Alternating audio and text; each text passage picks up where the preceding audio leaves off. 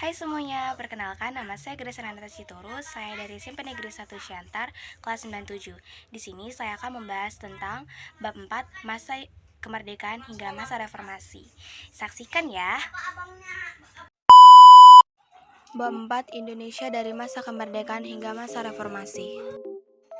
Peristiwa sekitar proklamasi kemerdekaan. 1. Pembentukan PPKI. Pada tanggal 7 Agustus 1945, Jenderal Terauchi menyetujui pembentukan Dokuritsu Junbi Inkai atau Panitia Persiapan Kemerdekaan Indonesia atau PPKI. 2. Peristiwa Rengas Dengklok.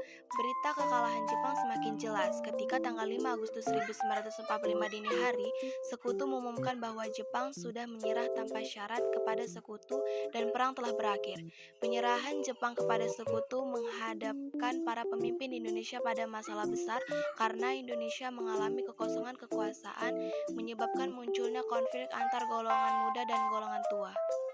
3. Perumusan teks demokrasi. Telah terjadi kesepakatan antara golongan tua dan golongan muda terkait waktu pelaksanaan proklamasi. Oleh karena itu, segera diadakan perundingan kembali untuk merumuskan teks proklamasi kemerdekaan. Pada hari tanggal 17 Agustus 1945, bertepatan di Jalan Pengangkatan Timur nomor 56 Jakarta, diadakan upacara proklamasi kemerdekaan Indonesia dan diadakan pada pukul 10.00 WIB. Berikut kita akan membahas tentang pengertian Orde Baru. Pengertian Orde Baru. Orde Baru adalah sebutan bagi masa pemerintahan Presiden Soeharto di Indonesia. Lahirnya Orde Baru diawali dengan dikeluarkannya Surat Perintah 11 Maret 1966. Masa Orde Baru berlangsung dari tahun 1966 sampai tahun 1998. Dalam jangka waktu tersebut, perkembangan nasional berkembang pesat.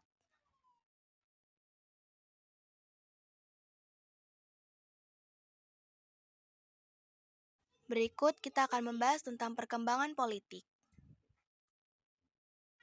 Perkembangan politik. Pasca penumpasan G30 SPKI, pemerintahan ternyata belum sepenuhnya berhasil melakukan penyelesaian politik terhadap peristiwa tersebut.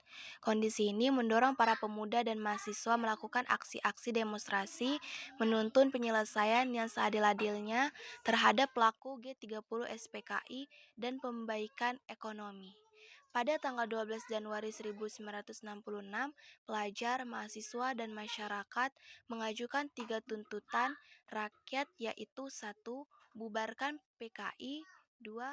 Bersihkan Kabinet Dwi Kora dari unsur-unsur gerakan 30 September, dan yang ketiga, turunkan harga.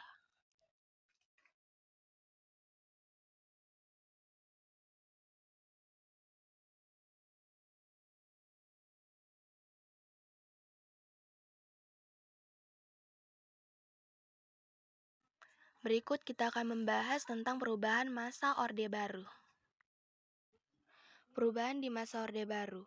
Presiden Soeharto menitik beratkan program pembangunan dalam bidang perekonomian untuk menyelamatkan ekonomi nasional dan mengendalikan inflasi. Presiden Soeharto juga memberikan peran ganda kepada ABRI untuk memperlancar proses menata kembali stabilitas dan keamanan di Indonesia. Beberapa kebijakan yang diterapkan oleh Presiden Soeharto antara lain sebagai berikut. 1. Dui fungsi ABRI. 2. Pemilihan umum dan penyederhanaan parpol. 3. Trilogi pembangunan. Berikut kita akan membahas tentang berakhirnya masa Orde Baru. Berakhirnya masa Orde Baru. Pada awal tahun 1998, kondisi ekonomi Indonesia goyah dan mengalami keterpurukan akibat krisis moneter dan melanda Asia. Terjadi krisis bahan-bahan pokok di Indonesia. Angkatan pengangguran juga mengalami peningkatan, yaitu dari 4,68 juta pada tahun 1997 menjadi 5,46 juta pada tahun 1998. Hingga pada 18 Mei 1998, mahasiswa mulai masuk ke pelataran halaman DPR dan dapat menduduki kompleks parlemen tersebut. Pada tanggal 21 Mei 1998, Soeharto mengumumkan pengunduran diri sebagai presiden. Kemudian jabatan presiden dilanjutkan oleh wakilnya yaitu B.J. Habibie. Berikut kita akan membahas tentang masa reformasi. Masa reformasi di Indonesia. Lahirnya reformasi tidak terlepas dari peran mahasiswa. Reformasi lahir karena krisis moneter di kawasan Asia dan menyebabkan keterpurukan perekonomian di Indonesia. Setelah runtuhnya kekuasaan Orde Baru, Indonesia dihadapkan pada era reformasi yang masih berlangsung hingga saat ini. Pasca pengunduran diri Presiden Soeharto, jabatan presiden diteruskan oleh wakilnya yang bernama Basharudin Yusuf Habibie atau akrab disebut B.J. Habibie. Presiden B.J. Habibie mengawali era reformasi dengan beberapa agenda reformasi yang telah dituntut oleh rakyat dan di kaum cendekiawan. Salah satunya langkah-langkah yang dilakukan B.J. Habibie adalah mengeluarkan kebijakan mengenai otonomi daerah.